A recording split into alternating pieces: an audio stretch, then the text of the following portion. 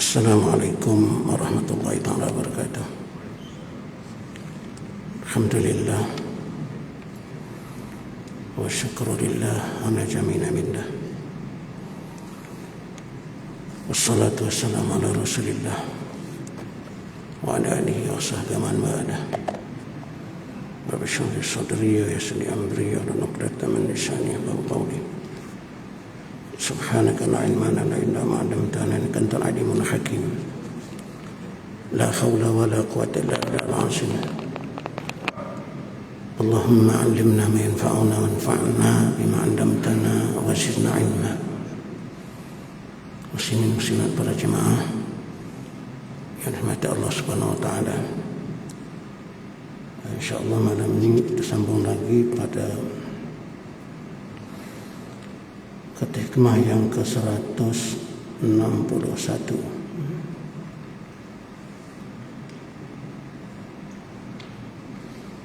Qala al-mu'allif rahimahullahu ta'ala wa nafa'ana bi ulumi fid darin amin.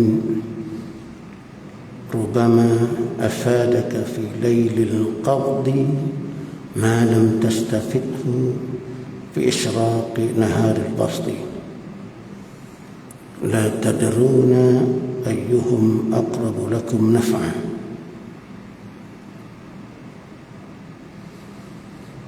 Itu kata-kata Ibn Athaillah Sakandari.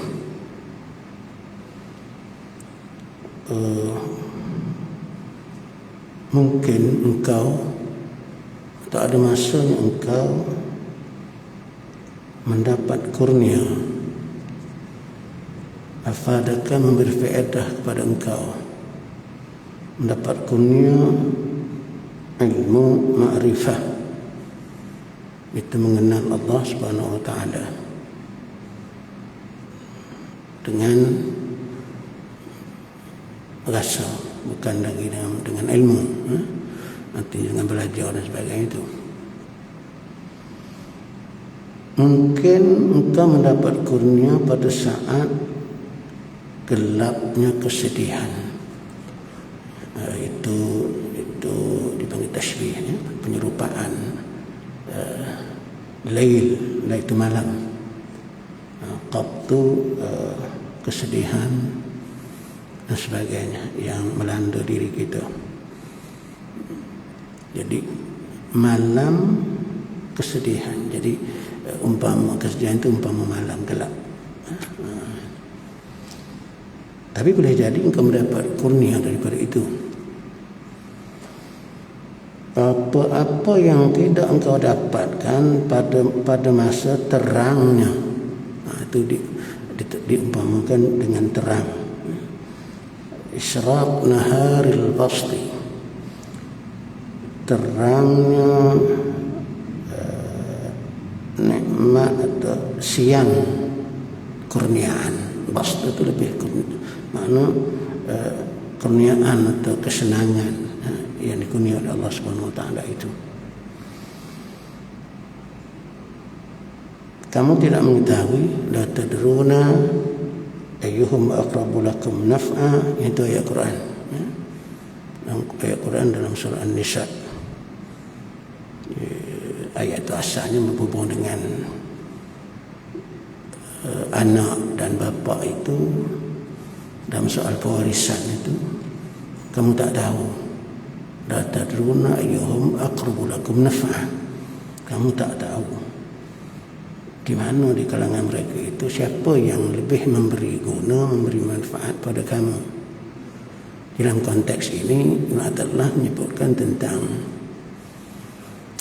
pada ketika kita mengalami kesedihan, mengalami depressed, down dan sebagainya itu, dengan kita merasa kegembiraan, seronok kerana past kurniaan Allah, kita tak tahu mana yang lebih memberi manfaat, memberi guna kepada kita.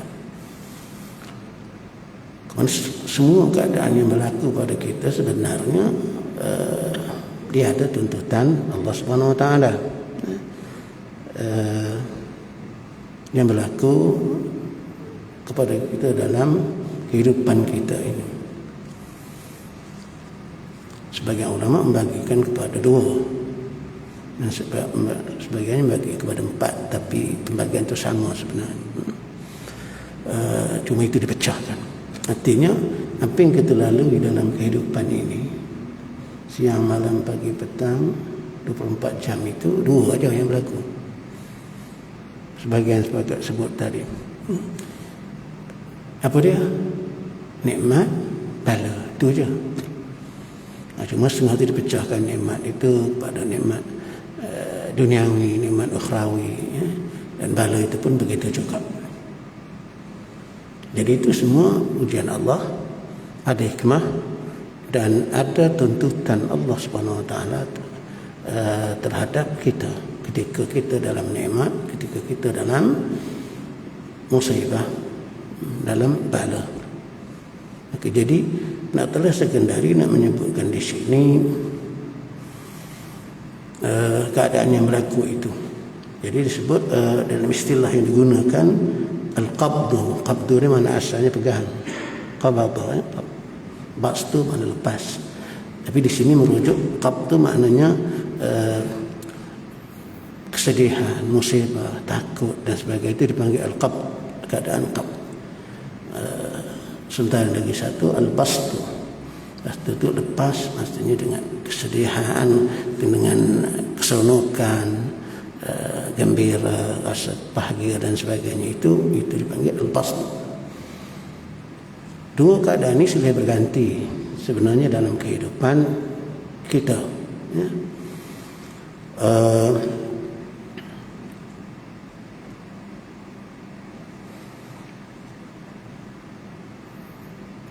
Cuma bagaimana disebutkan tadi, kita tak tahu. Kita tak tahu mana yang lebih memberi manfaat. Adakah ketika kita seronok dengan kurniaan nikmat Allah Subhanahu Wa Taala, dan itulah barangkali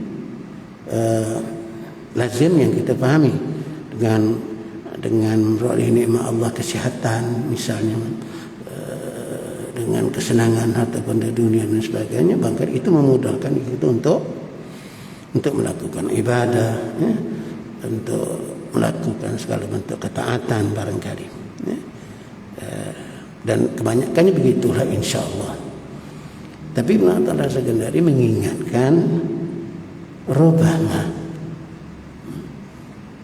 mungkin juga ada masanya al-qab itu keadaan mana kita merasai kesedihan, al-qab, takut dan sebagainya, itu lebih memberi manfaat.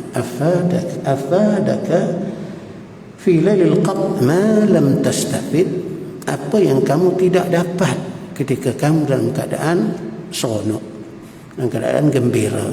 Al-bast itu kan melihat nikmat kurniaan Allah Subhanahu Wa Taala. Jadi maknanya sebab ini, keadaan ini silih berganti dalam kehidupan kita. Ada masa kita seronok, gembira. Ada masa kita dalam keadaan sedih, takut, misalnya. Jadi itu silih berganti. Dan itu semua berlaku, hakikatnya semuanya dari Allah SWT. Allah lah yang memancarkan, tajalli, istilah dia tajalli dalam hati kita.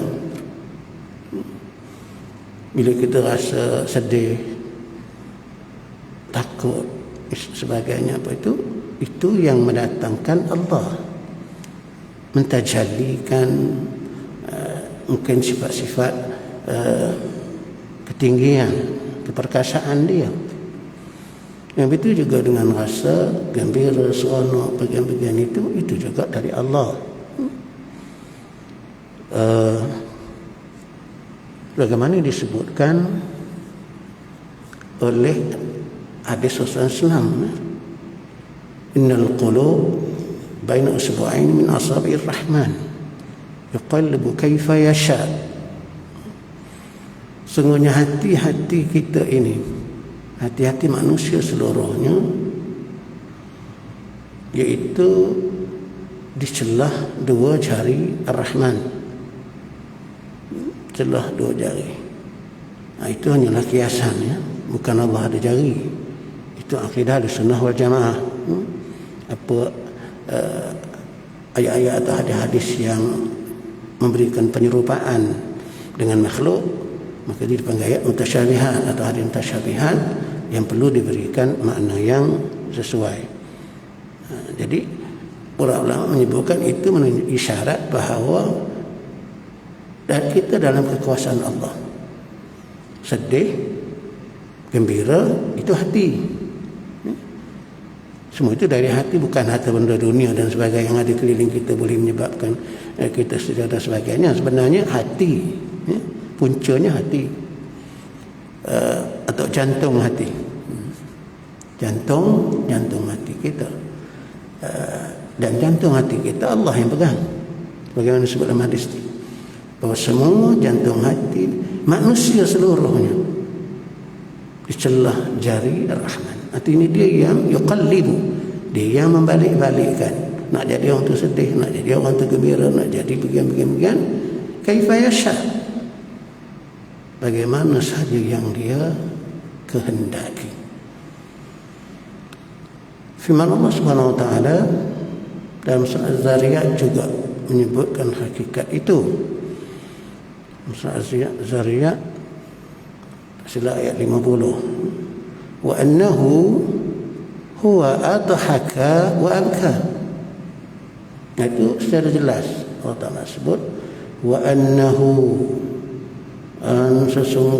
sesungguhnya Allah sebut situ secara hakikat, tidak lagi merujuk kepada sebab. Memang ada sebab. Kadang-kadang kenapa kita sedih ada sebab yang berlaku, kenapa kita gembira ada sebab yang datang misalnya. Tapi kadang-kadang berlaku juga tanpa sebab. Nah, ayat dalam surah Az-Zariyat ayat 50 itu Allah nyatakan secara hakikat tanpa sebab. Wa annahu huwa adhaka wa abka. Dan sesungguhnya dialah Allah adhaka, yang menjadikan kamu ketawa, seronok, gembira.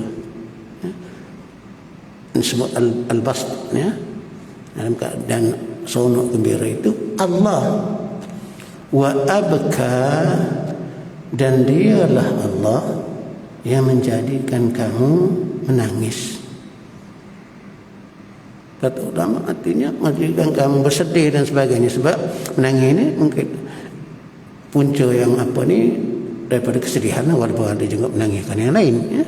Tapi biasanya orang menangis kerana kesedihan. Ayat itu Allah tak sebut sebab.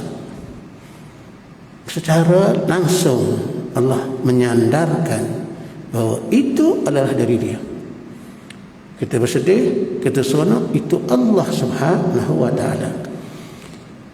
Dan pastinya ada hikmah sebagaimana yang disebutkan tadi. Jadi barangkali kata nak telah sekandari nak mengingat dengan kita ketika kita menghadapi musibah, qada, kesedihan dan sebagainya, itu barangkali itu lebih memberi manfaat kepada kita. Itu lebih memberi manfaat yang barangkali manfaat yang tak ada ketika mana kita dalam keadaan gembira, seronok dengan nikmat yang diperolehi. Itu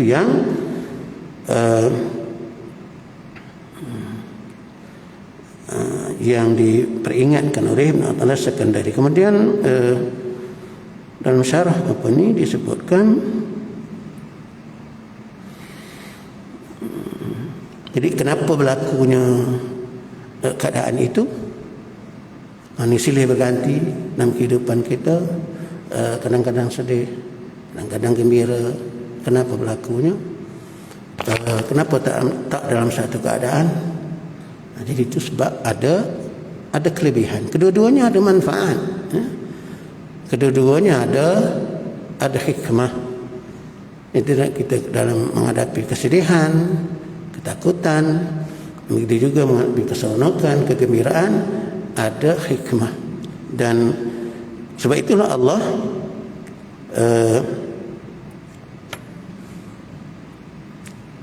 menukar silih bergantinya hal itu kepada kita. Ini tidak menetapkan kita dalam satu keadaan dalam kegembiraan saja, tak ada rasa sedih, tak didatangi oleh musibah sebagainya, atau dalam musibah saja tak ada langsung rasa pun. Allah tidak melakukan demikian. Jadi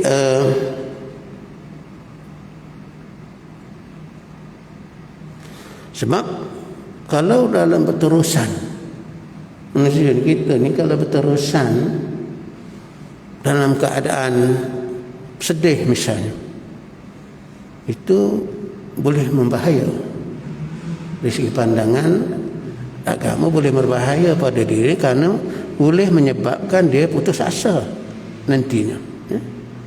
Kesedihannya melampau boleh akan membawa kepada putus asa.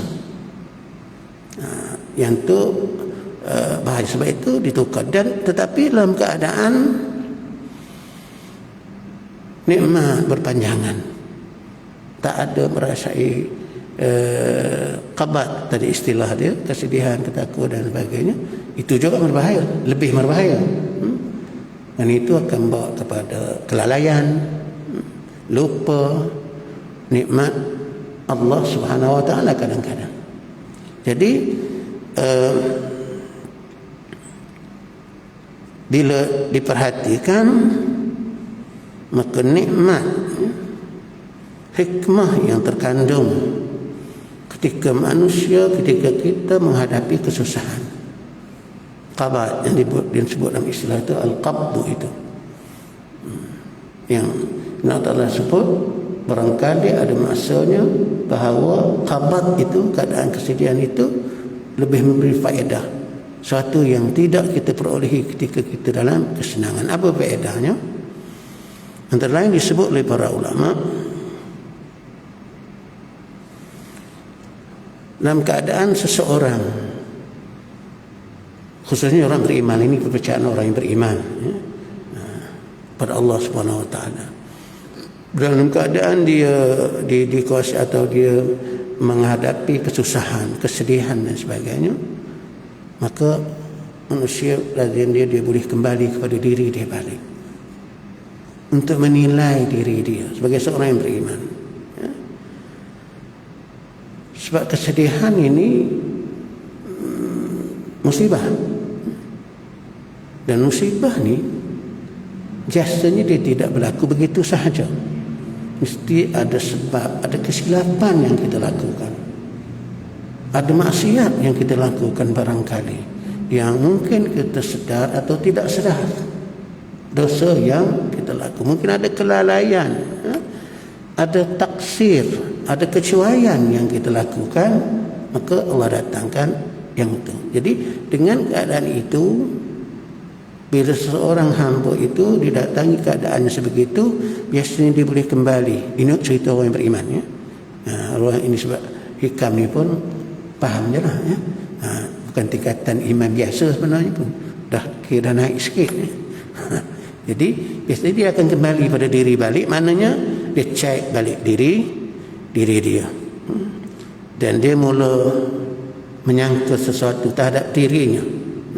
Kenapa keadaan ini berlaku pada dia? Mungkin barangkali dia melakukan maksiat,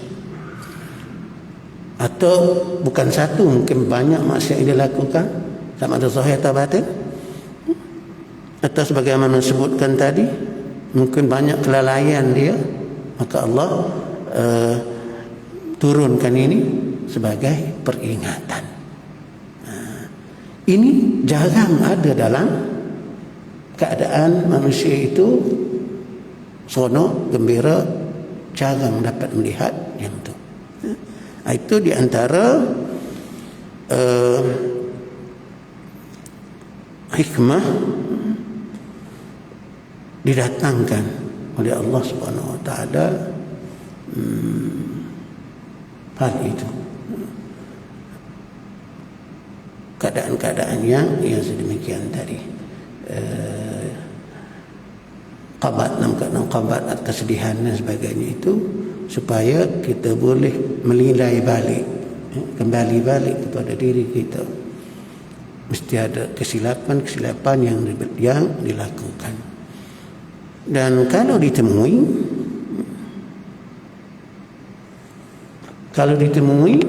maka dia boleh beristighfar, bertaubat, kembali kepada Allah Subhanahu wa taala, memohon keampunan Allah Subhanahu wa taala. Kerana dosa ni, maksiat ni memang dia akan mengundang itu. Maksudnya kesedihan dan sebagainya, kesempitan rasa dalam diri seorang yang beriman. Kalla bal rana ala qulubihim ma kanu yaksibun. Kalla bal rana ala qulubihim. Tapi ada karat dosa di atas diri mereka. Ini berlaku keadaan yang tadi, dengan sebab dosa yang mereka lakukan. Jadi begitu. Jadi bila dalam keadaan itu menimpa, bagi orang beriman sepatutnya dia kena lihat balik diri dia, apa kesilapan dia, dan kalau dia bertemu, maka dia boleh sebagaimana disebutkan tadi, kembali balik pada Allah Subhanahu wa taala. Tapi kalau tak jumpa, dia menghadapi keadaan yang qabat tadi, kesedihan, kesempitan dan sebagainya itu, tapi dia cek dia tak jumpa, tak nampak rasanya melakukan kesalahan, itu lagi besar masalah dia. Artinya ketika itu kita telah tertutup hati dari melihat kesalahan kita, yang itu lagi besar. Sebab tak mungkin itu berlaku begitu sahaja. Mesti ada sebab, mesti ada kesalahan, dosa yang kita lakukan. Tapi tiba-tiba cek tak nampak, tak ada pun, aku tak buat dosa pun rasanya, tak ada apa pun, itu lagi berat. Itu sepatutnya mesti merasa takut lagi, sebab kita tidak dapat melihat dosa yang kita lakukan. Dalam hari disebut man yuridillahu bihi khairan basarahu bi uyubi nafsi. Barang siapa yang Allah kehendaki kebaikan, Allah akan bagi nampak pada dirinya keaiban dirinya. Sebab aib diri ini, kelemahan diri ini jarang orang nampak diri dia sendiri. Tapi kalau Allah nak buat, nakkan kebaikan kepada seorang, dia akan beri seorang itu dapat melihat aib atau dosa yang dia lakukan.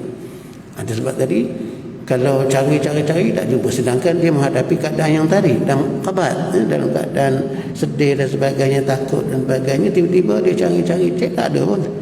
Itu dibimbangi, maknanya kita tak nampak dosa yang kita lakukan. Itu lagi berbahaya sepatutnya. Dari kena banyak bertaubat, kena banyak beristighfar kepada Allah Subhanahu wa taala. Okey. Kemudian yang keduanya, dalam keadaan kesedihan itu,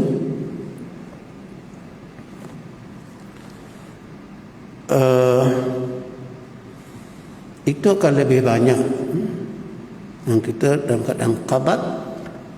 Sebab biasa dalam keadaan qabat tadi kita akan kembali kepada Allah Subhanahu wa taala, mengadu kepada Allah, dan itulah perintah dari Allah, fafirru ilallah, pergilah, berlarilah kepada Allah Subhanahu wa taala. Dalam mana keadaan yang kamu berada, kembali kepada Allah Subhanahu wa taala.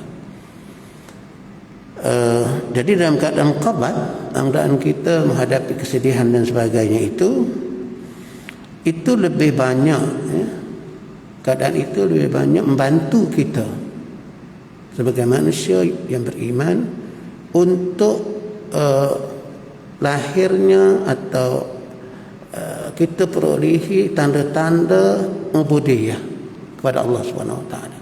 Ini dalam keadaan kita kesedihan tadi. Itu lebih banyak membantu kita untuk menjadi seorang hamba yang benar-benar menjadi hamba Allah Subhanahu wa taala. Apa dia yang dimaksudkan situ? Ketika itu, biasanya ketika itu sepatutnya seorang hamba itu dia berlepas diri daripada upaya kekuatan dirinya. Jadi bila kita menghadapi kesedihan dan sebagainya itu tanda bahawa kita tidak punya daya dan upaya. Kalau kita punya daya upaya sendiri, kita tak naklah benda tu. Tak naklah kesedihan atau apa ni berlaku dalam diri kita. Jadi di situ menunjukkan bahawa kita tidak punya daya dan upaya. La haula wala quwwata illa billah. Dan itulah lambang ubudiyah yang sebenar. Itu berlepas diri, artinya tidak mengakui adanya upaya kekuatan dalam apa hal pun. Jadi dalam keadaan qabad yang tu lebih banyak. Adapun dalam keadaan al-bast tadi, dalam keadaan kita dalam kenikmatan dan sebagainya, yang tu banyak melalaikan manusia. Namun bagaimana sebutkan tadi, bukanlah tidak ada manfaat. Malah disebutkan tadi la tadru ayyuhum aqrabu lakum naf'a. Tapi yang tu tadi, dalam keadaan itu seorang hamba itu sepatutnya ketika itu dia sedar dia tidak ada upaya, dia tidak ada kekuatan. Samalah juga dalam satu hadis yang Rasulullah sebut, kalau bukanlah kerana ujub itu, maksud hadis itu, kalau bukan kerana ujub itu, ujub ni artinya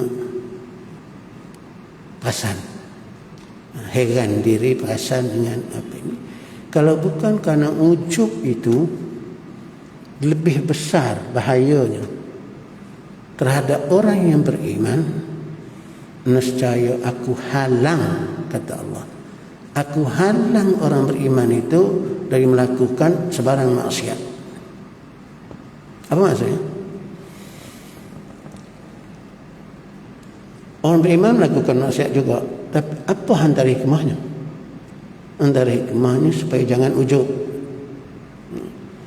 Sebab bila kita terus dalam kebaikan, tak ada lakukan kejahatan misalnya, lebih kurangnya ni lah. Kalau kita terus dalam nikmat, tak ada datang apa ni, kepayahan sebagainya. Itu juga kita dalam ketaatan sepanjang masa, maka dibimbangi akan datang rasa ujub. Ujub artinya dia lupa bahawa itu semua kebaikan yang dia lakukan adalah dari Allah Subhanahu wa taala. Dia tidak punya daya dan upaya.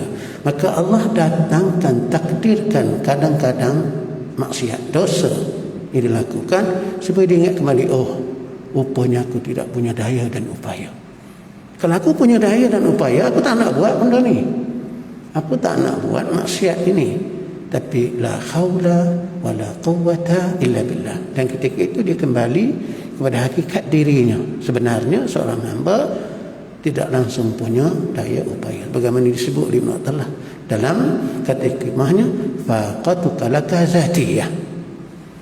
Faqatuka laka zatiyah. Faqah sifat memerlukan. Diri kamu itu memerlukan, yakni memerlukan Allah, bergantung pada Allah. Zatiyah itu memang sifat semula jadi kamu, bukan mendatang. Itulah sifat kita. Ya nas antumul fuqara ila Allah. Wahai seluruh manusia, kamu fakir kepada Allah dalam semua perkara, dalam semua masa. Kita fakir kepada Allah, memerlukan Allah Subhanahu wa taala. Itu bukan mendatang, itulah realiti, itulah hakikat diri kita. Ini disebut dalam, kalau buka balik Allah sebut tu faqat kalau kazatiyah. Keadaan kamu tu faqah. Faqah tu benar lebih teruk daripada fakir lagi. Maknanya kita itu lemah, itu adalah zati, itu hakiki sifat kita. Jadi itulah kalau kita dalam keadaan sedar bahawa kita ini sentiasa menukar Allah, itulah sifat ubudiyah yang sebenar. Selagi mana kita masih merasakan kita punya kekuatan, punya daya upaya, maka kita tidak lagi mempunyai sifat hamba yang sebenarnya, hakikat kehambaan yang sebenar. Jadi keadaan yang boleh membantu kita untuk mendapatkan sifat kehambaan yang sepenuh itu ialah kebanyakannya pada ketika kita menghadapi kesedihan itu. Karena ketika itulah kita akan sedar bahawa kita tidak punya apa-apa. Oleh sebab itu ayuhaqqiqalaha naf'an wa la dharra. Ketika itu tahqiqlah dia, yakin bahawa dia tidak punya kekuatan untuk mendatangkan kebaikan pada dirinya dan tidak boleh menolak mudarat pada dirinya. Kalau itulah bentuk mudarat, misalnya kesedihan dan sebagainya, dia tak boleh tolak. Kalau dia punya daya upaya, dia boleh menghalang, tapi tak mampu. Jadi dia kembali, itulah ubudiyah yang sebenarnya seorang itu sedar bahawa dia tidak punya apa-apa melainkan dengan Allah Subhanahu wa taala. La haula wa la quwwata illa billah. Iyyaka na'budu wa iyyaka nasta'in. Dan Engkau kami sembah, akan Engkau kami mohon pertolongan dalam semua perkara, dalam semua hal. Dia tidak punya kuasa, kemampuan untuk menghidup ini sebenarnya. Juga ayat Al-Quran menyebutkan, la yakhluquna syai'an wa la yakhluquna li anfusihim naf'an wa la dharra. La yamlikuna li anfusihim naf'an wa la dharra. Mereka tidak punya sesuatu untuk memberi manfaat pada dirinya, dan begitu juga kemudaratan. Wala yamlikuna mautan wala hayatan wala nusyura. Dan mereka tidak punya kekuatan lebih-lebih lagi untuk menghidupkan, untuk mematikan, dan untuk menghimpun manusia itu dirujuk kepada Tuhan-Tuhan yang disembah selain Allah. Jadi begitu jugalah kita, hakikatnya pun begitu.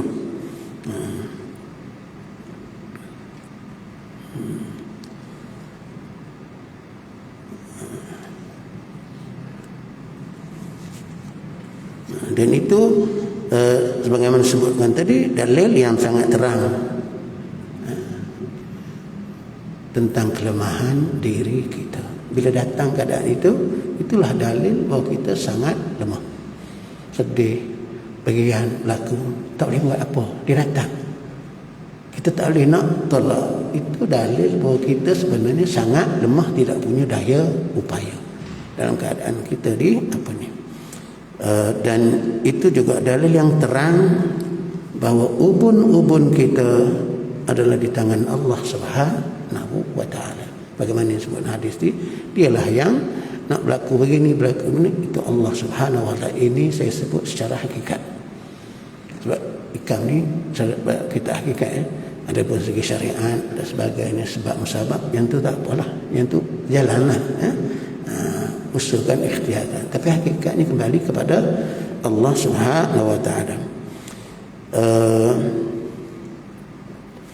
Sementara dalam keadaan al-bas tadi, dalam keadaan kita dalam kesenangan, yang tu lebih dilihat lebih banyak membawa kepada kelalaian dan sebagainya. Jadi akhirnya walaupun kedua-duanya ada kebaikan sebenarnya. Jadi sepatutnya jangan rasa takut, jangan rasa bimbang dengan qadar, lailul qadar, kegelapan, kesedihan itu. Walaupun bersangatan banyak musibah yang menimpa, jangan rasa sedih dan sebagainya, kerana berapa banyak kegelapan qadar itu, maknanya musibah itu yang menyelamatkan manusia. Banyak sangat. Sebelumnya kira jauh daripada Allah Subhanahu wa taala, misalnya selepas berlaku sesuatu pada dia, aksiden atau sebagainya, sedar balik kembali kepada Allah. Berapa banyak yang macam tu? Sangat banyak yang kita tengok mereka yang bila berlaku keadaan itu dia kembali kepada Allah Subhanahu. Sebab itu jangan rasa sedih. Dan begitu juga. Okey. Begitu juga sebaliknya, jangan pula terlalu gembira. Jangan pula terlalu gembira dengan keadaan nikmat yang kita perolehi. Terlalu gembira begitu, kalau kegembiraan kita langsung melupakan Allah Subhanahu wa taala, itu lebih berbahaya. Wa asa an taqra'u syai'an wa khairul lakum wa asa an tuhibbu syai'an wa syarrul lakum wallahu ya'lamu wa antum la ta'lamun. Boleh jadi suatu yang kamu benci itu baik bagi kamu, dan boleh jadi suatu yang kamu suka, yang kamu gembira itu tidak baik bagi kamu. Wallahu ya'lamu wa antum la ta'lamun. Allah yang lebih tahu, kamu tak tahu apa-apa, kata Allah Subhanahu wa taala. Jadi yang lebih penting bukanlah kita nak memilih, aku nak keadaan ini, aku nak keadaan ini, yang tu pun tak baik, ya. Yang lebih penting kita menyerahkan kepada Allah Subhanahu wa taala, sentiasa bersama Allah Subhanahu wa taala, ya. Tak kira dalam keadaan bagaimana. Bukanlah makna kita hendak sedih lagi itu sentiasa sedih. Itu bagaimana tadi lah. Takut terus putus asa, terus pergi tinggal terus. Begitu juga sebaliknya. Artinya kembali, fafirru ilallah, kembalilah kepada Allah dalam mana-mana keadaan pun. Wabillahi taufiq wal hidayah. Assalamualaikum warahmatullahi taala wabarakatuh.